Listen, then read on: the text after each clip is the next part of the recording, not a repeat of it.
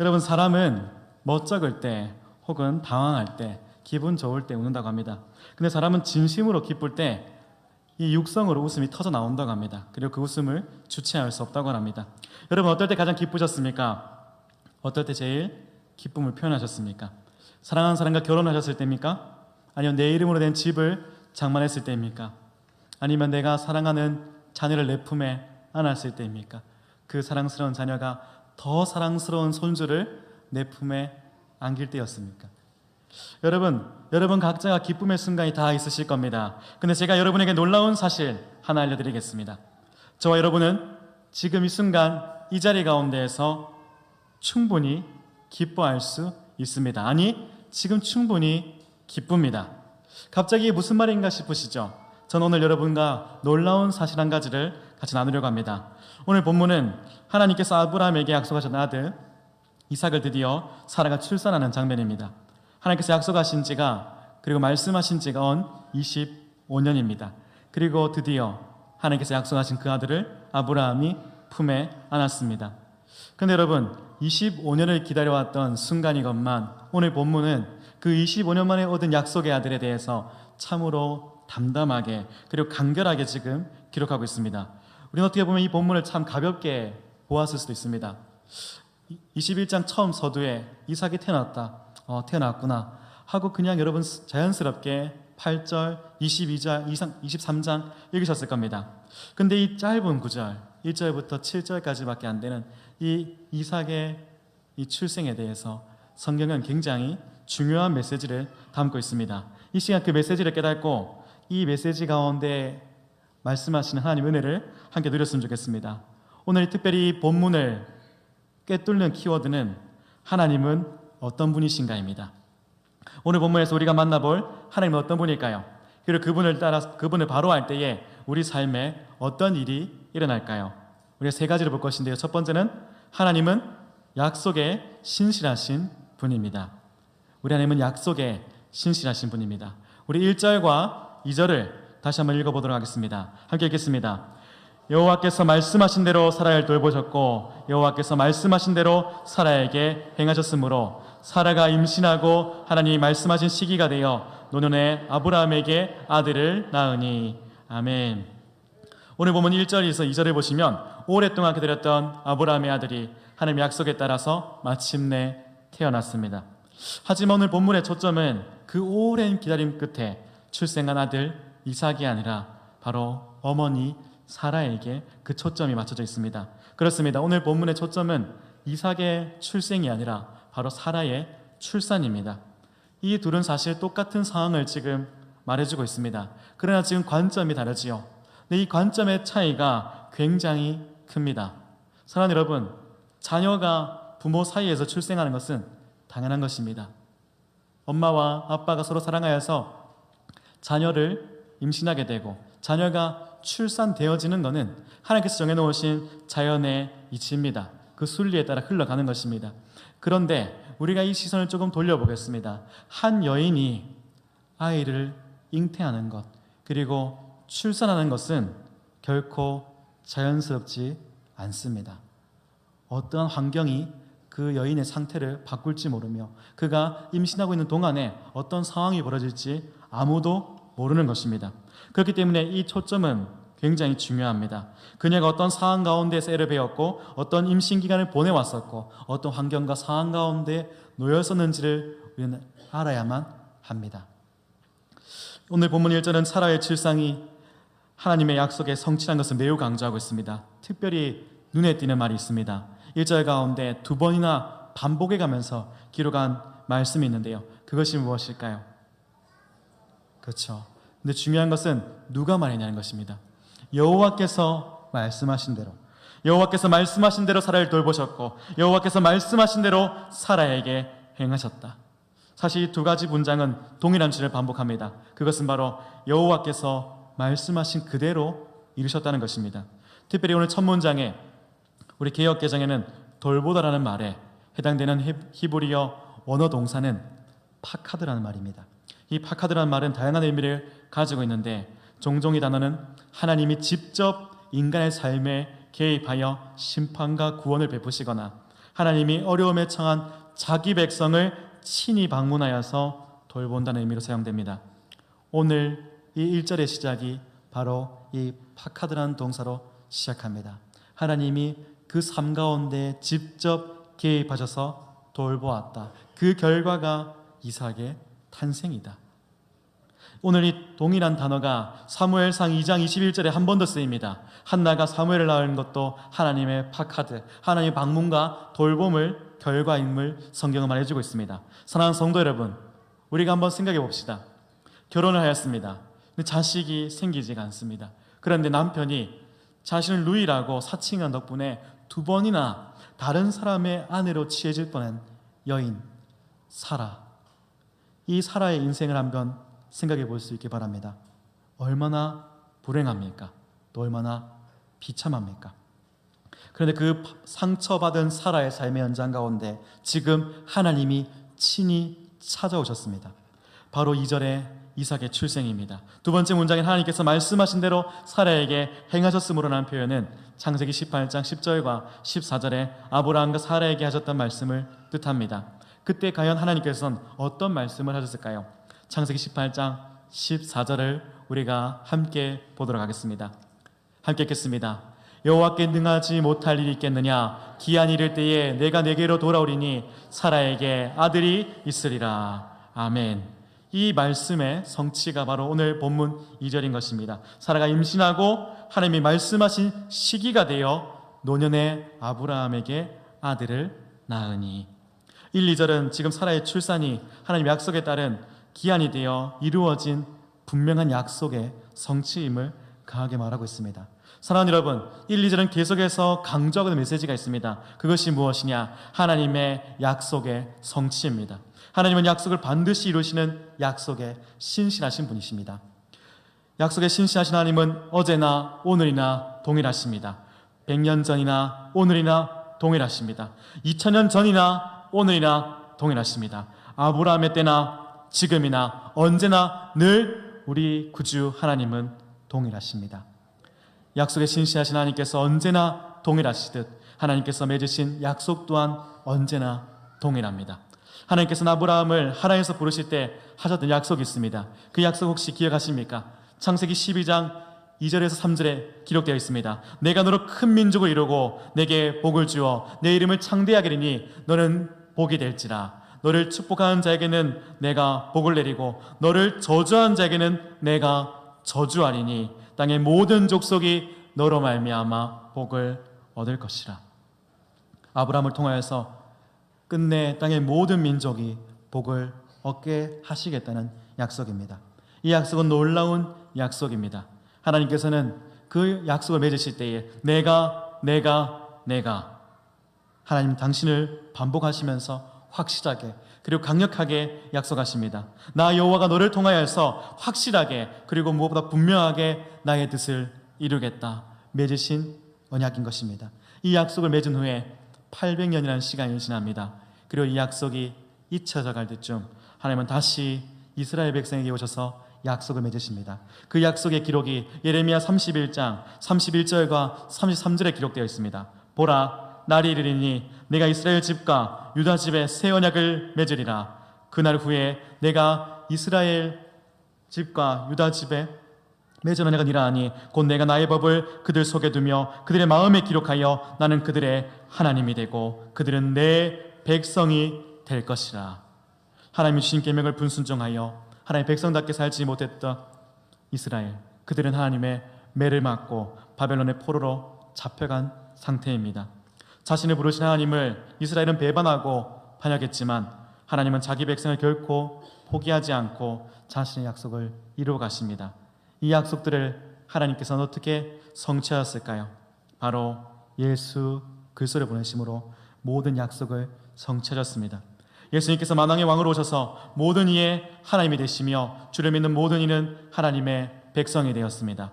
아브라함에게 약속하셨던 그 약속대로 땅의 모든 백성이 이제 복을 얻었습니다. 그 이름을 믿기만 하면 이제 참 생명 되신 예수 그리스도를 얻게 되고 죄의 사슬에서 영원히 풀려나게 됩니다. 그리고 하나님의 백성이 되고 하나님이 나의 하나님이 되어 주십니다. 사랑하는 여러분, 여러분은 예수 그리스도의 이름을 믿음으로써 하나님이 나의 하나님이 되는 귀중한 복을 누리고 계십니다. 더 이상 죄와 사망의 권세 앞에 받아야 할 수치가 없습니다.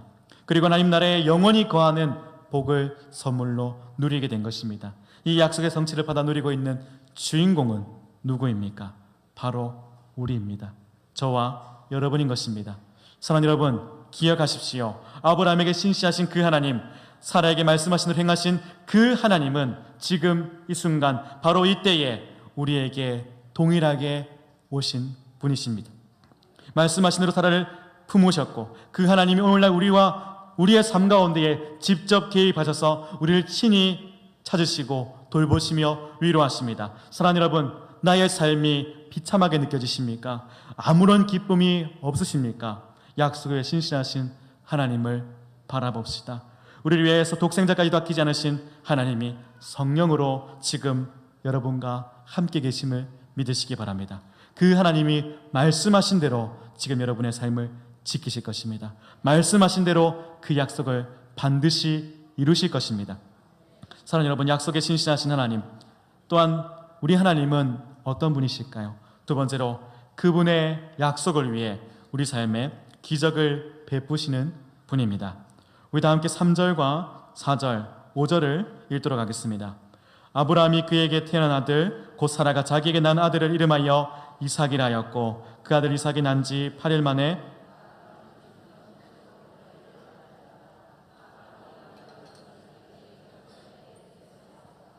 아멘. 사랑하는 여러분, 우리가 살아가는 인간사 속에서 남녀가 만나 서로 사랑하고 혼인하고 계획에 따라 자녀를 낳는 것을 우리는 참 자연스럽게 또한 당연한 일이라고 생각합니다. 그런데 우리가 세상을 살다 보면 느끼는 것이 있습니다. 그것이 결코 자연스럽지 않다는 것입니다. 남녀가 서로 혼인하고 사랑하고 또 자신이 닮은 자녀를 가진다는 것, 이것은 인간의 힘으로 가능한 것이 아니며 오직 자녀는 하나님이 주신 선물임을 우리는 경험하게 됩니다. 성경은 자연적인 출산을 넘어서는 경우들을 이따금 보여줍니다. 하나님은 특별한 약속을 주시고 이 땅 가운데 보여주신 생명들이 있습니다.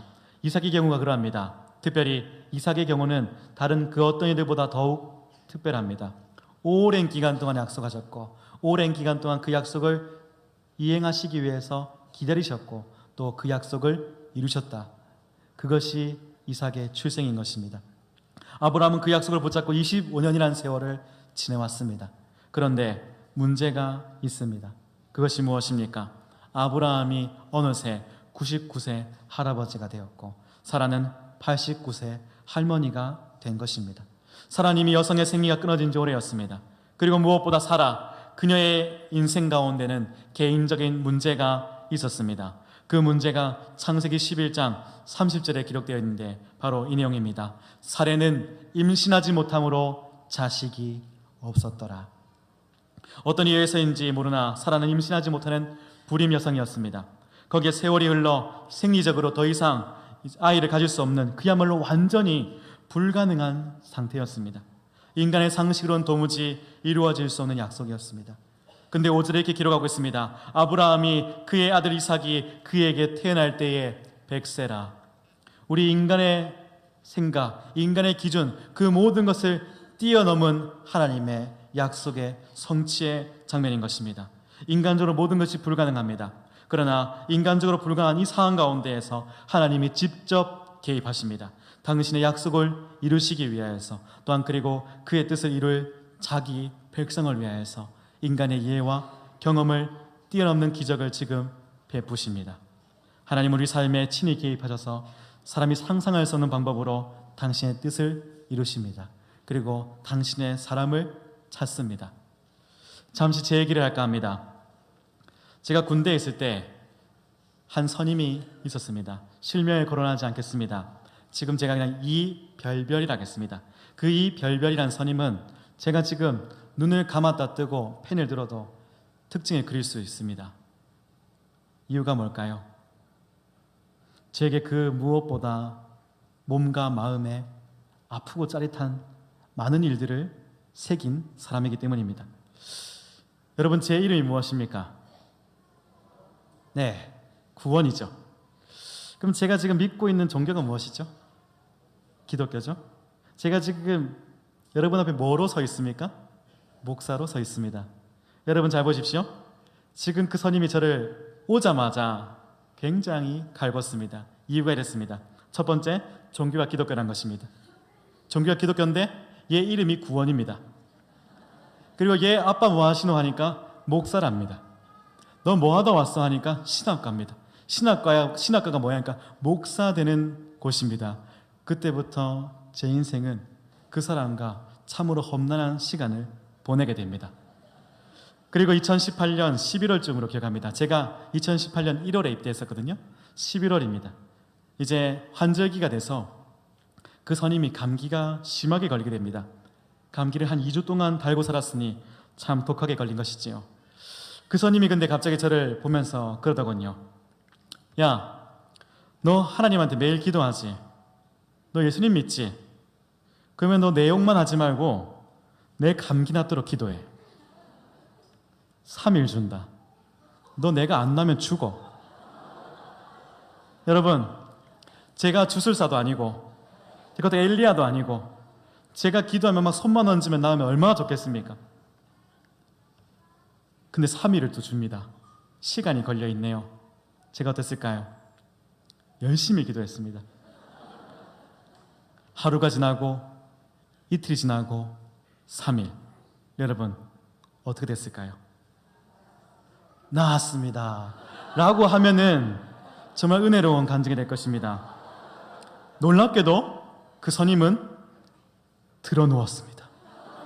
아주 열이 펄펄 끓어올랐습니다. 아, 이제 난 죽었구나, 이 생각이 저를 지배했습니다. 근데 제가 그렇게 주저앉아 있다가 보니까 시계를 보니 약속한 3일 가운데에 아직 15분이 남아있는 겁니다. 근데 제가 어떻게 그런 용기가 나는지 모르겠습니다. 제가 그 자리 가운데 벌떡 일어나서 그 선임이 알아 누워있는 그 생활관으로 제가 뛰어갔습니다.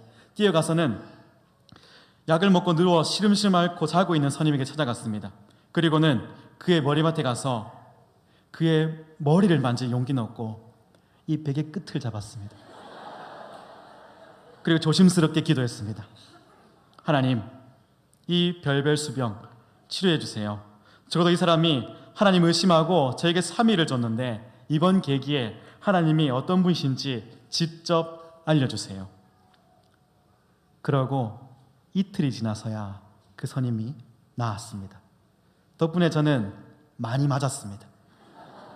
그 선임이 그러더군요. 영빨이 없답니다. 믿음이 부족하답니다. 제가 그때부터 열심을 다해 기도했습니다. 그것이 저에게 이 목회자로 가는데 흔들림이 없는 밑거름이 된 것 같습니다. 그런데 어느 날 세월이 지났습니다. 그렇게 그 선임도 전역하고 저도 전역을 했습니다. 근데 2014년 6월, 시간이 좀 지났지요. 한 통의 전화를 받았습니다. 저와 한 3개월 정도 같이 군생활했던 선임인데 지금은 CCC 간사를 하고 있는 형님입니다. 근데 그 형님으로부터 전화가 왔습니다. 서로 안부를 주고받다가 놀라운 소식을 접하게 됩니다. 저와 함께 군생활했던 7명의 선임들, 다 예수님을 믿지 않았던 그 선임들이 예수님을 믿고 교회를 출석하고 있다는 겁니다. 근데 더 놀라운 것은 그 중에 제가 잊혀지지 않은 이 별별 선임이라는 선임이 인천의 모 교회에서 열심을 다해 섬기고 있다는 것입니다. 제가 그것을 말을 듣고 솔직히 안 믿어졌습니다. 근데 가만히 이야기를 들어보니까 참 놀라운 일이 있었습니다. 2010년 연말에 그 선임이 교통사고로 심하게 당했습니다. 그래서 병원에 장기 입원을 하게 됐었습니다. 그렇게 병원 사람들과 함께 입원해서 얘기도 하고 시간을 보내는데 자기 옆 침대에 입원해 있는 환자에게 목사님이 찾아온 겁니다. 그분이 출석하는 교회 목사님이었습니다. 그 목사님은 그 환자분을 위해서 기도했습니다. 근데 갑자기 이 선임이 그 기도를 소리 듣다가 불현듯 2018년 11월이 떠오른 것입니다. 자신은 아파서 머리가 깨질 것 같은데 와가지고는 누가 베개 끝을 잡고 귀에 대고 이상한 목소리를 막 기도했던 겁니다. 근데 그 이상한 기도, 근데 그 기도 가운데에 하나님이 어떤 분이신지 직접 알려주세요라는 그 기도가 갑자기 불현듯 기억이 났다고 합니다. 시간이 꽤 지났음에도 불구하고 갑자기 불현듯이 그 기억이 떠올랐다고 합니다. 그리고는 이 병원물 나가는 목사님을 향해서 목사님이시죠? 저를 위해서도 좀 기도해 주세요. 저를 위해서도 좀 기도 부탁합니다 하고 기도를 받았답니다. 그리고 놀랍게도 퇴원을 하고 이 지금 CCC 간사하고 있는 형님에게 전화해서 교회를 다니고 싶은데 어느 교회가 좋겠냐고 교회를 추천받게 되었고, 그 추천받은 교회를 그때까지 쭉 섬기고 있었다라고 합니다. 사랑하는 여러분, 분명 그 선임은 하나님을 부정했었고 부인했었고 기독교 하면 치를 떨었던 사람입니다. 근데 그 사람이 어느 날 갑자기 하나님께서 보잘것없는 저의 기도의 그 소리, 하나님이 어떤 분이신지 직접 알려주세요. 근데 하나님께서는 직접 그 선임에게 찾아가서 하나님이 어떤 분이신지 알려주셨습니다. 사랑하는 여러분, 이토록 하나님은 놀라운 방법으로 응답하시고 역사하십니다. 사랑하는 여러분, 말씀대로 약속을 성취하시는 하나님, 인간이 이해할 수 없는 방법으로 자기 뜻을 행하시는 하나님 우리는 보았습니다. 그렇다면 이 하나님을 믿게 될 때에 우리 삶에 어떤 일이 일어나게 될까요? 마지막 세 번째입니다. 약속에 신실하신 하나님으로 말미암아 우리는 기쁨을 누릴 수 있습니다. 우리 다 함께 6절과 7절을 함께 읽겠습니다. 사라가 이르되 하나님이 나를 웃게 하시니 듣는 자가 다 나와 함께 웃으리로다. 또 이르되 사라가 자식을 젖먹이겠다고 누가 아브라함에게 말하였으리야마는 아브라함의 노경에 내가 아들을 낳았다 하니라. 아멘. 소망도 없었고 메말랐던 삶을 살아가던 사라는 정말 오랜 기다림 끝에 맛본 자신의 출산의 기쁨을 지금 시로 표현하고 있습니다. 6절에 자신의 아들의 이름인 이삭의 이름을 패러디해서 웃다라는 동사로 표현했었고, 7절에서는 자신의 불임 신세를 역전시킨 하나님의 놀라운 기적과 기쁨을 표현하고 있습니다.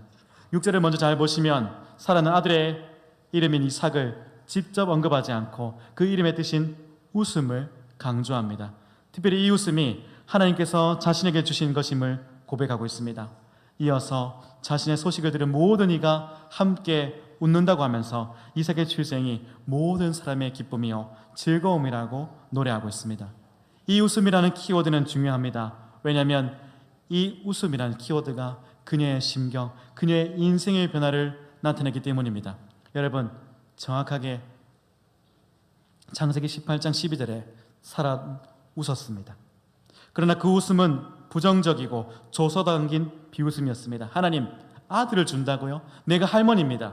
이미 불가능합니다. 그건 말이 되지 않습니다. 그 불신의 비웃음이었습니다.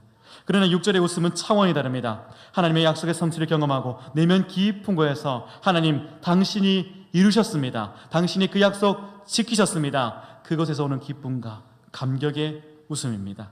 7절에서 사라는 자신이 출산이 불가능한 절망적인 상황 가운데에서 아들을 낳았다고 강조합니다. 늙은 할머니 사라가 아들을 낳아 젖을 먹이겠다고 누가 아브라함에게 감히 말할 수 있었을까요? 그러나 하나님이 이 일을 하셨습니다 라고 고백하고 있는 것입니다. 사라의 고백은 불가능을 가능케 하신 하나님을 향한 기쁨의 찬송시인 것입니다. 사랑하는 여러분, 2014년과 2015년 이 2년 상간에 20, 30대 청년들 사이에서 우리나라를 말할 때 쓰는 표현이 있었습니다. 지금도 그 말이 종종 사용되곤 합니다. 참 가슴 아픈 말입니다. 제가 여러분들께 양해를 구하고 제가 표현하도록 하겠습니다. 청년들이 우리나라를 볼 때 쓰는 표현은 다름 아닌 헬 조선입니다. 이들이 느끼는 대한민국은 처참하고 참혹하기 그지없습니다. 그래서 이 땅을 표현할 때에 헬 조선이라 말하곤 했습니다. 제가 맡고 있는 우리 청소년들, 생기가 넘치고 그 어느 때보다 푸르고 힘이 있어야 될 청소년인데 이들을 주일마다 만나게 되는 그 모습은 축 처져 있는 어깨와 피곤에 쪄들어 있는 다크서클 뿐입니다. 여러분의 삶은 어떻습니까? 여러분 기쁨이 넘치시고 생활에 활력이 넘쳐서 하루를 살아가십니까? 여러분의 삶은 어떠십니까? 저는 주변 사람들에게 종종 물어봅니다. 행복하시냐고. 근데 그 대답이 이렇습니다. 그냥 산다고. 여러분, 행복하시냐고 물어보면 답은 뭡니까? 두 가지입니다. 행복합니다. 아닙니다. 행복하지 않습니다입니다. 근데 제가 질문을 드릴 때에 행복하십니까? 물으면 대부분의 사람들이 이렇게 말합니다. 그냥 삽니다. 이게 무슨 말입니까? 행복 저한테 사치입니다. 그것을 느낄 겨를이 없습니다. 여러분, 우리의 인생이 지금 그렇습니다. 우리가 살아가는 세상이 그렇습니다. 어떤 사람들은 행복을 쫓아 모아왔던 재산을 쏟아붓습니다. 어떤 사람들은 잠시의 행복을 얻고자 웃을 일이 없어 돈을 주고 웃음을 사러 갑니다. 오죽했으면 개그맨을 웃음을 주는 사람이 아니라 웃음을 파는 사람이라고까지 합니다. 과거에 제가 한 동영상을 봤습니다. 외국의 동기부여 전문가가 행복이 무엇인지 설명하는 것이었습니다. 그의 답은 이것이었습니다. 우리가 찾는 것은 외부에 있는 것이 아니라 우리의 내면에 있다였습니다. 사랑하는 여러분, 그리고 또한 그 사람은 말합니다. 우리 삶을 살 때에 내가 무엇을 하고 싶은가가 아니라 내가 어떤 사람이 되고 싶은가가 우리의 인생 가운데 답이라고. 사랑하는 여러분, 이것은 반쪽짜리 해답입니다. 정확한 답은 무엇일까요? 구원받은 그리스도인으로서 먼저 생각해야 할 것은 내가 어떤 사람이 되고 싶은가가 아니라 내가 지금 어떤 존재인가입니다. 예수를 믿어 구원받은 나는 어떤 존재입니까? 예수 그리스도의 피값으로 산 천하보다 귀한 한 영혼입니다. 누가 나를 예수 그리스도의 피값으로 사셨습니까? 약속에 신실하신 삼위 하나님이십니다. 그분이 우리에게 하신 약속을 어떻게 지키고 계십니까? 어떤 상황에도 어떤 환경에도 내 삶 가운데 친히 찾아오셔서 나를 친히 구원하시고 위로하시고 지키시며 보호하고 계십니다. 그 돌봄과 보호에 기한이 정해져 있습니까? 결코 아닙니다. 영원토록 나를 보호하시며 영원토록 나와 언제나 함께 하신다고 약속하셨습니다. 주께서 말씀하십니다. 볼지어다 내가 세상 끝날까지 너희와 항상 함께 있으리라. 아멘. 사랑하는 여러분, 우리는 예수님을 믿으면 삶이 나아질 것 같고 웃을 일만 가득할 것 같고 내 삶이 천국과 같이 평화롭고 마치 고급 양탄자가 깔린 것 같은 편안한 길이기를 바랍니다. 그러나 현실은 그렇지 않습니다. 돌짝밭이고 가시밭길이고 도무지 살아갈 기쁨이 없습니다. 그러나 우리는 그 가운데서 기뻐할 수 있습니다. 약속에 신실하신 하나님께서 우리와 함께 계시기 때문입니다. 이 때문에 우리는 하나님을 말미암아 기뻐할 수 있습니다. 고통의 골짜기 한복판에서도 우리는 찬송할 수 있습니다. 하나님을 모르는 세상 사람들에게는 이 나라가, 이 땅이 지금 지옥, 헬조선 이렇게 불릴지 모릅니다. 그러나 우리는 아닙니다. 우리 하나님이 계시기 때문입니다. 이 땅은 하나님의 나라입니다. 나의 삶은 하나님의 행복의 삶입니다. 이렇게 하나님이 함께 거하신다는 사실이 우리에게 참으로 큰 기쁨입니다. 아니, 우리 인생 가운데 가장 큰 기쁨입니다. 이것만으로도 우리는 충분히 기뻐할 수 있습니다. 사랑하는 여러분, 제가 마지막으로 여러분들께 시 한 편 읽어드릴까 합니다. C.F. 버틀러라는 사람이 작사한 Since Christ My Soul From Sin Set Free라는 영어 시가 있습니다. 그 시의 후반부를 제가 번역해서 읽어드리도록 하겠습니다. 잘 들어보시면 여러분에게 친숙하실 겁니다. 이 땅에 우리가 거하는 곳이 무엇이 문제인가요? 산 위에나 골짜기에서나 초막이나 커다란 궁궐이나 그 어디나 예수님이 계신 곳에 천국이 있습니다. 할렐루야, 그래요. 그것은 천국이에요. 내가 죄사함을 받은 것을 알게 되었으니 그것은 천국이에요. 땅이나 바다나 그 어디에서 무슨 일이 있어도 주님이 계신 그곳은 천국입니다. 약속에 신실하시고 변함없으신 하나님께서 우리와 늘 함께 하심을 믿으시길 바랍니다. 그리고 그 하나님으로 인해서 삶의 그 어떤 순간에도 기뻐하는 우리가 되기를 바랍니다. 제가 방금 낭송해드렸던 이 시는 음율이 더해져 이렇게 불려지고 있습니다. 찬송가 438장 3절입니다. 우리 다 함께 다시 한번 가사를 생각하시면서 우리에게 찬송했으면 좋겠습니다.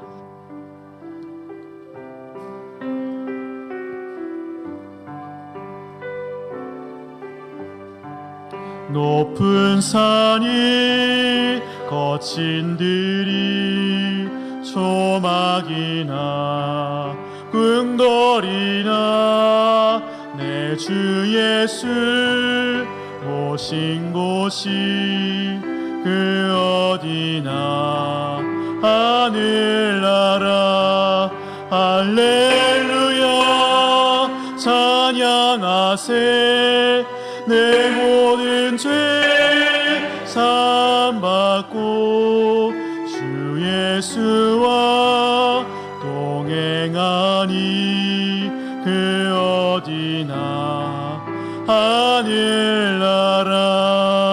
하늘나라. 그렇습니다, 여러분. 땅이나 바다나 그것이 무슨 일이 있어도 무슨 상관이 있겠습니까? 주님 계신 그곳이 천국입니다. 하나님, 약속받은 기쁨이 우리 가운데 있습니다. 이 약속의 기쁨을 마음껏 누리시며 주와 동행하면서 이 땅을 하나님 나라로 천국으로 살아가는 저 여러분 될 수 있기를 바랍니다. 함께 기도하겠습니다.